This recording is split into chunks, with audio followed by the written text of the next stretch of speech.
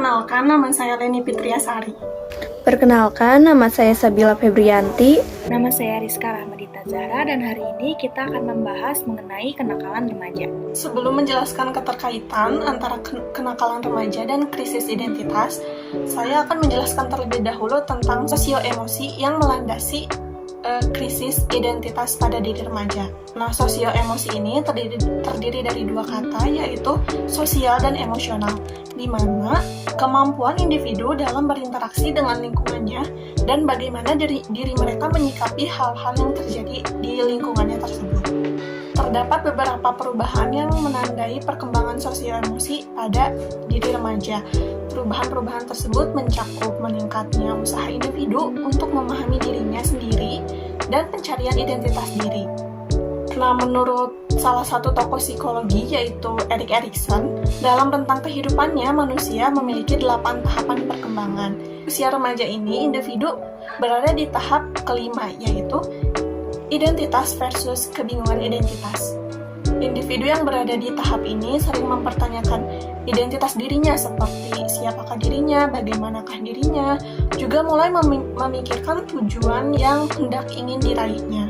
Krisis identitas sendiri didefinisikan sebagai periode perkembangan identitas di mana individu berusaha melakukan eksplorasi terhadap berbagai pengalaman yang ia laluinya. Nah, menurut teori perkembangannya Erik Erikson, ada 4 status identitas atau cara yang ditempuh individu untuk menyelesaikan konflik krisis identitas ini. Yang pertama ada difusi identitas. Individu yang berada di tahap ini belum pernah merasakan krisis sebelumnya, seperti yang terjadi pada remaja-remaja. Mereka cenderung kurang berminat dalam keputusan yang menyangkut hal-hal seperti karir, pekerjaan, atau ideologinya. Yang kedua ada penyitaan identitas. Nah, biasanya terjadi pada anak yang memiliki orang tua yang otoriter. Orang tuanya menurunkan komitmen pada anaknya, bahkan sebelum mereka memiliki kesempatan untuk mengeksplorasi dan mengalami berbagai banyak hal dalam kehidupannya. Yang ketiga ada moratorium identitas. Nah, di sini individu biasanya berada di pertengahan krisis. Dia juga belum bisa menemukan komitmen atau tujuan identitasnya ini mau kemana. Jadi akhirnya terbawa oleh lingkungan dan kehilangan identitas dirinya. Di tahap keempat ada pencapaian identitas. Nah, di sini individu telah mengalami krisis identitas tadi dan telah membuat komitmen atau telah mencapai identitas diri yang diinginkannya. Remaja yang mengalami krisis identitas cenderung memiliki self-esteem yang rendah sehingga tidak mampu menempatkan diri dengan teman sebayanya dan tidak memiliki figur yang tepat untuk mencari identitas yang baik. Akibatnya mereka akan lebih bebas dalam mengekspresikan diri mereka yang bisa saja tidak sesuai dengan norma sosial yang berlaku. Jika anak tidak dapat mencapai tugas perkembangan di tahap ini, maka ia akan mengalami kebingungan identitas atau krisis identitas tadi. Nah, di tahap kebingungan ini terjadi gejala yang terbagi ke dalam 2 bentuk. Yang pertama, biasanya anak akan menarik dan mengisolasi dirinya. Yang kedua, mereka akan mengikuti lingkungannya dan kehilangan identitas diri yang mengakibatkan kenakalan remaja tadi. Baik, kemudian di sini ada kenakalan remaja. Apa sih kenakalan remaja itu? Kenakalan remaja merupakan kumpulan dari berbagai perilaku remaja yang tidak dapat diterima secara sosial hingga terjadi tindakan kriminal. Kenakalan-kenakalan ringan yang mengganggu ketentraman lingkungan sekitar seperti sering keluar malam dan menghabiskan waktunya hanya untuk hura-hura seperti minum minuman keras, menggunakan obat-obatan terlarang, berkelahi, berjudi, dan lain-lainnya. Hal itu akan merugikan bagi dirinya sendiri, keluarga, dan orang lain yang ada di sekitarnya. Kemudian, penyebab dari kenakalan remaja menurut Dr. Kartini Kartono berpendapat bahwasanya faktor penyebab terjadinya kenakalan remaja adalah yang pertama, anak kurang mendapatkan perhatian kasih sayang dan tuntutan pendidikan dari orang tuanya, terutama bimbingan dari ayah, karena ayah dan ibunya masing-masing sibuk mengurusi permasalahan serta konflik batinnya sendiri.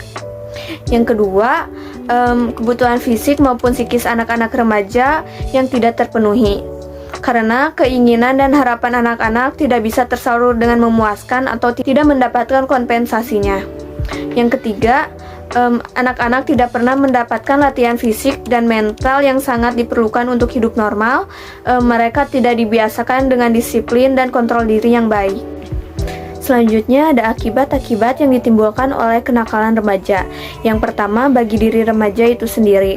Akibat dari kenakalan yang dilakukan oleh remaja akan berdampak bagi dirinya sendiri dan sangat merugikan baik mental maupun fisiknya.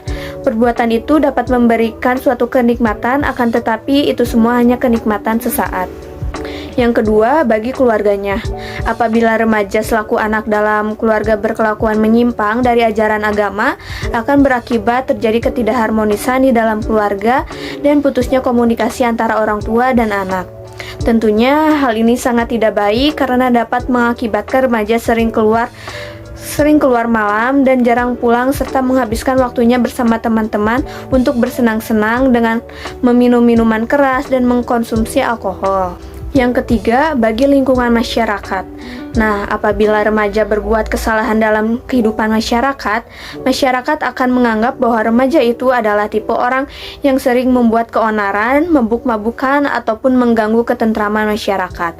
Mereka dianggap anggota masyarakat yang memiliki moral rusak dan pandangan masyarakat tentang sikap remaja tersebut jelek. Remaja yang mengalami krisis identitas akan memiliki self-esteem yang rendah sehingga tidak mampu menempatkan diri dengan teman sebayanya dan tidak memiliki public figure yang tepat untuk mencari identitas diri yang baik. Akibatnya, mereka akan lebih bebas dalam mengekspresikan diri mereka yang bisa jadi tidak sesuai dengan norma sosial yang berlaku. Remaja yang memiliki permasalahan tersebut biasanya memilih mencari identitas negatif daripada tidak ada sama sekali dan biasanya mengakibatkan kenakalan remaja. Tawuran sudah bukan menjadi fenomena yang asing lagi bagi masyarakat, terlebih di Indonesia. Tawuran adalah aksi kekerasan antar pelajar dan termasuk ke dalam salah satu bentuk kenakalan remaja. Menurut penelitian Mansur pada tahun 1999 dan dikutip oleh Fahrozi 2009, tawuran dapat disebabkan oleh dua faktor, yaitu adanya permusuhan secara tradisi dan adanya persepsi rasa tidak aman seseorang oleh yang lainnya sehingga mereka membentuk kelompok. Dilansir dari Kompas, pada 28 Februari tahun 2022 terjadi aksi tawuran antar pelajar di Tangerang yang menewaskan salah satu korban berusia 16 tahun. Tawuran tersebut terjadi ketika para siswa MTS melaksanakan konvoi, kemudian mereka bertemu dengan anak-anak di sekolah lain sehingga terjadi pertikaian, saling mengejek, dan saling bacok menggunakan senjata tajam. Kedua pihak siswa ini dikatakan sudah lama bertradisi saling bermusuhan. Secara sosial, remaja sangat ingin diterima dalam kelompoknya. Oleh karena itu, ia harus menyesuaikan diri dengan aturan yang dibuat oleh kelompoknya. Namun, apabila ia tidak mau mengikuti aturan di dalam kelompoknya, maka ia akan ditolak. Hal itu juga bisa menjadi salah satu penyebab terjadinya tawuran. Kemudian ada pencegahan yang bisa kita lakukan untuk mencegah terjadinya kenakalan remaja seperti tawuran. Yang pertama adalah dengan meningkatkan fungsi keluarga. Keluarga adalah lingkup sosial kecil namun dapat berperan sangat penting, khususnya dalam pencegahan kenakalan remaja. Peran keluarga sangat penting untuk pembentukan karakter pada anak. Keberfungsian ini dapat dilakukan dari beberapa prinsip, yaitu menyusun standar aturan bagi anak, memberikan hadiah atas pencapaian, menjelaskan perilaku mana yang benar dan buruk, berkomunikasi dengan anak untuk menghargai dirinya dan lingkungannya. Kedua, mengembangkan ekstrakurikuler sebagai wadah untuk mengembangkan potensi. Ekstrakurikuler merupakan kegiatan di luar pembelajaran yang biasanya diadakan di sekolah anak. Maka dari itu, peran sekolah sangat penting dalam mencegah kenakalan remaja seperti tawuran. Dengan mengikuti ekstrakurikuler, anak akan terhindar dari pengaruh yang negatif. Kemudian yang ketiga, memberi layanan bimbingan dan konseling. Hal ini dapat dilakukan oleh guru bimbingan konseling untuk berperan memberikan pemahaman mengenai kenakalan remaja agar terciptanya karakter siswa yang positif. Kemudian yang keempat, meningkatkan spiritualitas dalam diri remaja. Dikatakan bahwa semakin tinggi tingkat spiritualitas, maka semakin kecil kemungkinan terjadi kenakalan remaja.